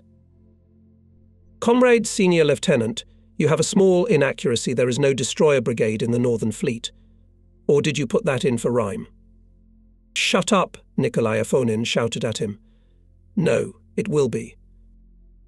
That's for sure. Afonin was supported by the sailors. At that time, we did not know that a division of destroyers headed by the leader of the Baku would come to us from the Pacific Ocean. After their arrival in the fleet was created a brigade of destroyers. Not knowing how to please the navigator, we gave him a dozen kisets. In this moment of mental exhilaration, we forgot that our poet can't even tolerate the smell of makarokni. The senior lieutenant did not want to offend us by his refusal. He rolled a neat cigar from a scrap of newspaper. In the heat of conversation, we didn't notice that the cigar was still intact and flew unlit into the water cutoff. I was asked to design the next issue of the ship's wall newspaper, Zalp. I had hardly written in large letters our combat gifts to the motherland and rounded the point under the peg of the exclamation mark when I heard the bells of the loud battle. Prepare the ship for battle and march. A long, familiar command. But every time I hear it, I get a special feeling. The mood immediately rises, there is vigor, a burst of strength. My comrades experience the same, but why it happens, none of us can explain. The commander of the anti-aircraft battery, Senior Lieutenant Stasenko, nodding his head, tossing aside a stray strand of light blonde hair, explained the task assigned to the ship. We are to convoy the ships leaving Murmansk for England. Soon the Gremishi dropped anchor. We never managed to rest. Transports and tankers were slowly creeping along the Kola Bay. They were hiding behind the island of Sulny. A little earlier they went to see English cruiser Edinburgh. Went trotting ahead grinned Onokov, so as not to tie himself to the troubles with the caravan. The destroyers Gremishi and Sokrishitelny accompanied a whole floating city, dozens of ships. The sea, wrinkled by the gusty wind, rushed water bumps. Adjusting to the slow transports, we went all the time at slow speed, drawing an anti-submarine zigzag. Swing and watch, that's all. Boring? So the hours passed, the watches changed. Finally, it was time to leave the caravan and turn for home. But Gremishi and Sokrishitelny, instead of that, suddenly increased their speed, bypassed the caravan and rushed forward. It turned out that A.I. Gurin on the radio received an order from the fleet commander, if possible, provide assistance to the cruiser Edinburgh. What else happened to it? Simultaneously burst out of Rozhkov and Vasiliev. Soon the situation became clearer. Cruiser Edinburgh, whose commander did not want to tie his hands with worries about the convoy, fished the sea away from the caravan. April 30th at 6 o'clock in the evening, at 200 miles to the north of the Rybaki Peninsula, he got to the position of a German submarine that released torpedoes on the cruiser. Their trace, as well as the periscope, the observers of the British ship did not notice. In addition, on the cruiser, hydroacoustic device ASDIC was turned off. The British relied on the 20-knot course, believing that the submarine at such a speed of the target will not be able to come out to attack. They even abandoned the anti-submarine zigzag. So disregard for the enemy and blatant carelessness led to trouble. When our destroyers approached the damaged cruiser, it was moving at a slow pace towards the Kola Bay. The stern of the ship was destroyed by a torpedo explosion. A wide sheet of the upper deck was wrapped on the fourth gun turret. Rattling and crushing joined in guarding the now helpless hulk of a cruiser. At 11 p.m., the Edinburgh's machinery came to a standstill. Water began to pour into the compartments. A storm was brewing. At 4 o'clock in the morning, our destroyers were forced to leave the cruiser as fuel was running out. 2 British destroyers remained to guard the damaged ship. On the way to the Kola Bay, we met 3 British minesweepers, which, mercilessly smoking chimneys, hurrying to the aid of their wounded cruiser. Rattling and crushing went to the berths, took fuel, and went out to sea again. The storm had played itself out, the exhausting keel rocking exhausted even experienced sailors. We searched for a long time among the deserted greying sea. By the evening of May 2nd, Gurin received a radiogram from the commander of the Northern Fleet. If you are not busy saving the crew of the cruiser, then return to base. The cruiser has sunk. Wow. Our commander turned his head. Business. We learned the details a few days later. After our departure, cruiser Edinburgh found Nazi destroyers. They rushed to attack the ship left without a move. British destroyers tried to cover the cruiser with a smoke screen, but apparently thought not so much about saving the cruiser, but to get away from the blow. The smoke screen was blown aside by the wind. The damaged ship, helpless, defenseless, became an excellent target. One of the Nazi destroyers, approaching, fired torpedoes at point-blank range. Blasted by them, the ship began to lurch to the side and in 30 minutes sank. The destroyer escort managed to remove from it 740 people of the team. More than 50 sailors died. On the ship, with great enthusiasm, held a meeting on the occasion of the awarding of our fellow guards rank. The crews of submarines D3, M171, M174 and K22 earned this high rank. Besides, by the decree of the Presidium of the Supreme Soviet of the USSR, the submarines M172, Shoch 402, Shesh and Shesh 401 were awarded the Order of the Red Banner. There is nothing to say. We were happy for our submarine fighting friends, proud of their deeds, and of course envious. The commander of the Northern Fleet AG. Golovko stopped at the pier near our ship. He was returning from the submariners. Talking with Gurin, Vice Admiral pointed to the right 45mm gun destroyer and asked, "How many airplanes shot down the calculation of this gun?" 2 bombers shot down and some damaged, shot up to a dozen floating mines, detected 3 submarines in bad weather. "You already have this corner of the guards," smiled Commander. "Make sure that all the battle stations on the Gremiaschi became the same." Hearing this phrase, my comrades cheered up. Good advance gave us Komfloter. We hindered the gunner of the 40-pot gun, Sailor Grigory Babich, jokingly calling him the first guardsman. We fought even better after that. I looked through my hurried notes of those days. Here is a note about how we were escorting a caravan of transports. 25 Nazi bombers attacked the ships at sea. Escort ships opened fire from all guns and machine guns. In the air hung a thick cloud of fire and smoke. Only 2 planes overcame this veil. One rushed to the nearest transport from us, and the other to Gremeni. Either Domrin was worried, or the sharp rocking interfered, but he, pointing at the plane, could not bring a light line of tracer shells under it. Dark drop from the plane came off the bomb.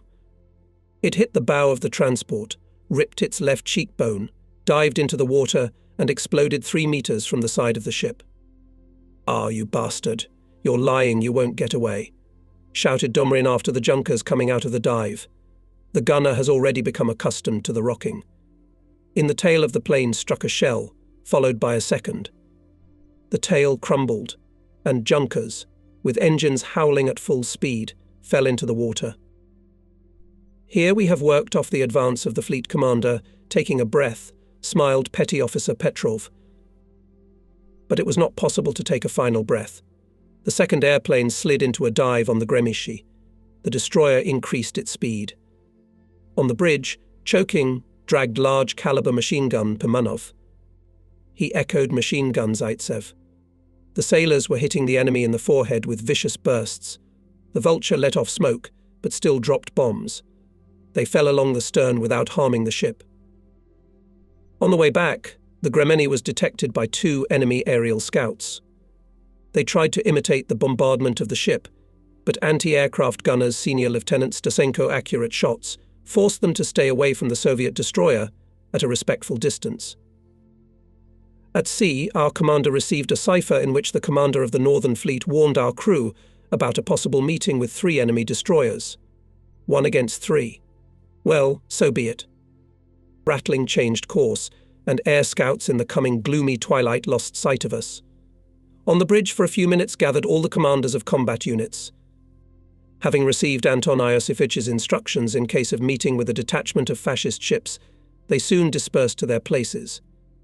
An alarming silence was established at the posts. However, the enemy did not show up. Grémichy, without incident, returned to the Vienne raid, as always perfectly fulfilled the combat mission. A few days later, heading towards the next caravan, we discovered the periscopes of 2 submarines. Our miners, Petty Officer Osapov and Sailor Panchenko, dropped dozens of depth bombs on them. One of the boats, after the explosion of our bomb, showed its deckhouse. The boat still got away, but undoubtedly we damaged it a lot. We joined the guard of the caravan. Soon the sharp-eyed Lisnev reported. Torpedo. Left aft. A narrow, bubbly track stretched past Grémichy to the nearest transport. Fortunately, it didn't hit. The guard ships drove the boat into deep water. The caravan passed the dangerous place without losses. Suddenly a snow squall struck. The sea turned white. A 9-point storm was brewing, so swaying on a steep wave, the destroyer Grémichy passed the positions, as we knew, 8 Hitler submarines. None of them dared to attack the ships. But the same indefatigable Lisnev discovered a whole field of floating mines along the course of the convoy. It was the work of fascist submarines. On the signal of Grémichy, the convoy bypassed the dangerous area. They just returned to the base as a fascist reconnaissance airplane appeared at night over Polony. It was grabbed by searchlight beams.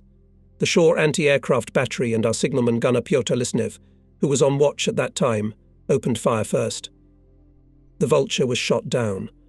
We must assume that it will be recorded in our combat account, for the machine gun trace fired by Lisnev whipped the plane's engines.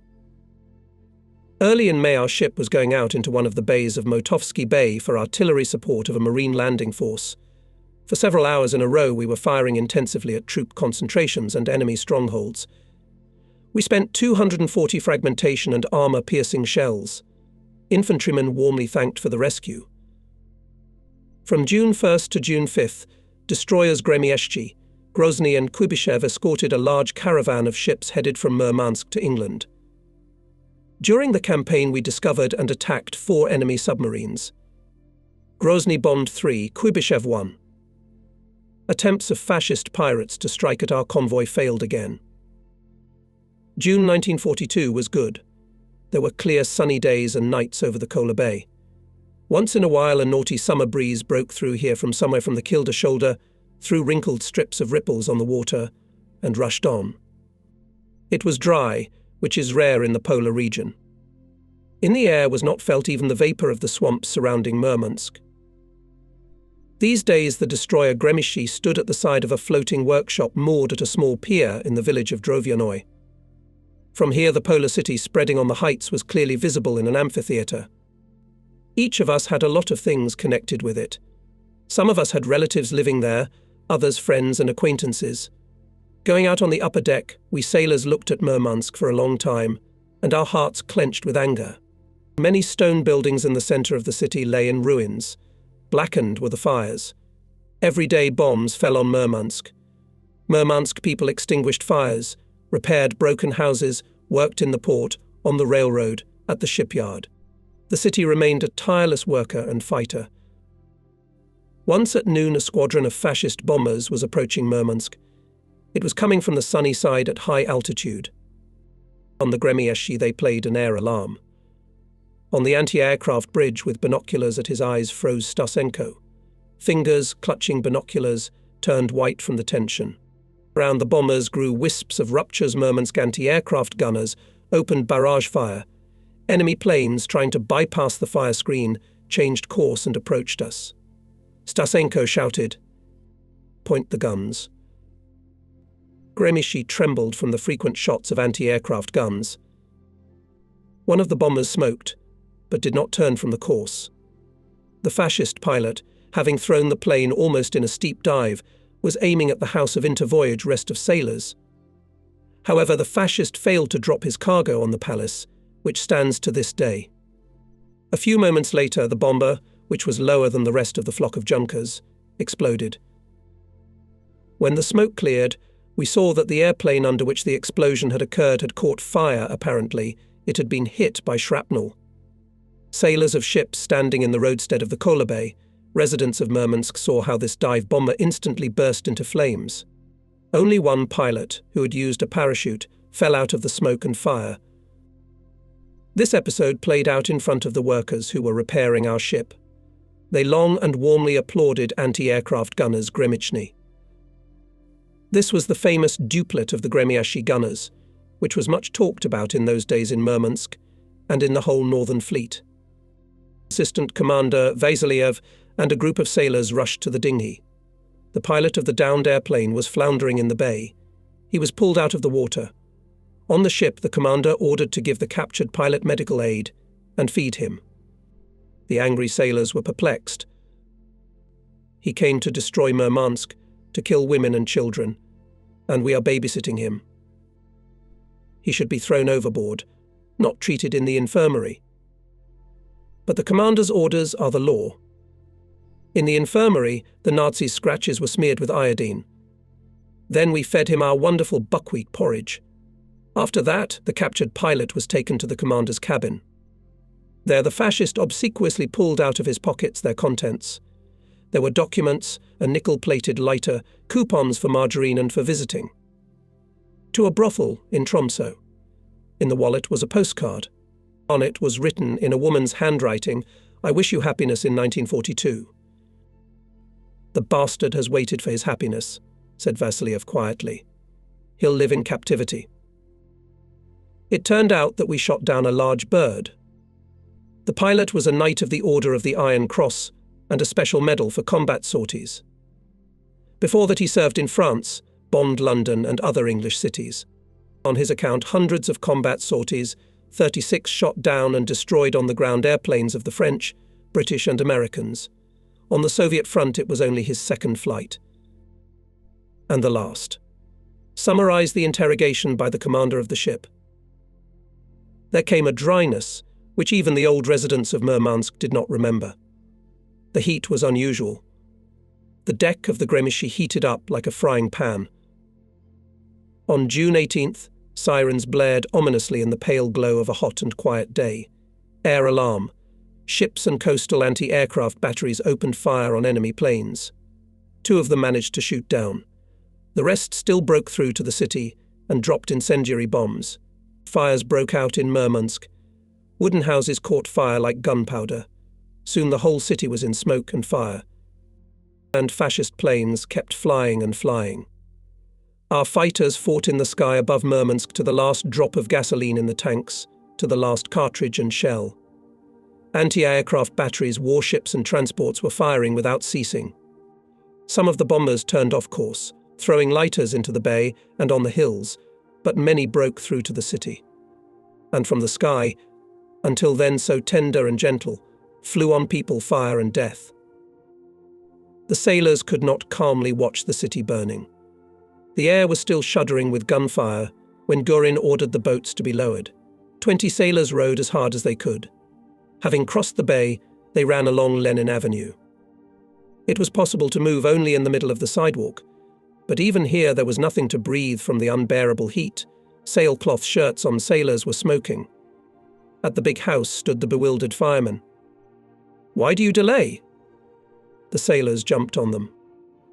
"What should we do?" A grey-haired fireman with a helmet pulled over his eyes replied sullenly. "See?"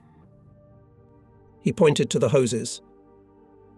They were burned in many places, and water was pouring out of them before they reached the barrels. The men stood black, exhausted. The paint on the fire trucks was charred. "We need a sea of water, and where can we get it?" said the fireman, and rushed to the aid of his comrades, who were pulling the flaming logs with buggers to prevent the fire from spreading. I myself did not have a chance to be in Murmansk at that time. We continued the battle with enemy planes. Comrades told us about what was happening in the burning city afterwards. A woman in a torn blouse, with dishevelled hair, was thrashing around a wooden house on Perovskaya Street. She was wringing her hands and moaning. "My daughter. My daughter. Where's your daughter?" Jumped up to her our art electrician Alexander Volkov. The woman, sobbing, pointed to the house. Volkov, without thinking, threw himself into the flames.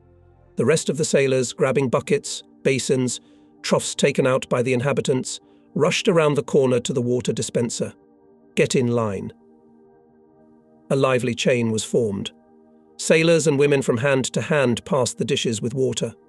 For a short time the flames outside were knocked down, but the smoke grew thicker and more suffocating. Meanwhile Volkov, panting, barely able to keep on his feet, moved from room to room to room by touch. "Girl, where are you?" He found her after all. She was huddled behind the stove, crying. Clutching the child to his chest, Volkov ran, dodging the sparks from above, the tongues of flame blazing everywhere. When he appeared in the doorway, a burned beam fell on his shoulder. Alexander staggered, took a step forward, and already falling, held out the girl to the distraught mother. The sailors dragged Volkov away from the house, poured water on the clothes that caught fire on him. And this house could not be saved. Before the sailors' eyes, the fire was devouring the city. Stone buildings turned into charred, dilapidated boxes, wooden ones into ashes. At the risk of being burned alive, the sailors from the Gremieshi ran from one burning house to another. They managed to pull out of the fire 2 old people, a sick woman with a child. They helped to carry out the inhabitants' property. A sunny June day over Murmansk turned into black twilight, bitter with smoke and stench. A dense, suffocating shroud hung over the city. Black from soot, burned in burnt clothes. Only by evening our comrades returned to the ship. 105 fascist airplanes attacked Murmansk that day. It was a barbaric robbery raid on a peaceful city. We surrounded the commissar on the Utes. Alexander Ivanovich, like everyone else, was pale, shocked, but his voice sounded firm and calm. "Chin up, sailors." This raid speaks not only about the fierceness of the fascists, but also about their impotence. They are trying to wipe our Murmansk off the face of the earth because they have finally lost hope of ever entering it. Yes, after the May operation of our troops, which destroyed the enemy's reserves, the Nazis refused to capture Murmansk. They made an attempt to scorch the city, but it did not succeed. Murmansk was badly damaged, but it lived. In the port we saw it, ships were loading. From the side of the ship repair plant came the blows of hammers and the noise of machinery. In the morning when we left for sea, clouds of smoke still hung over the city, but the flames of fires were no longer visible. The population selflessly defended the factories and residential areas. Murmansk lived. It stood by the sea, like a wounded warrior, despite everything ready to fight.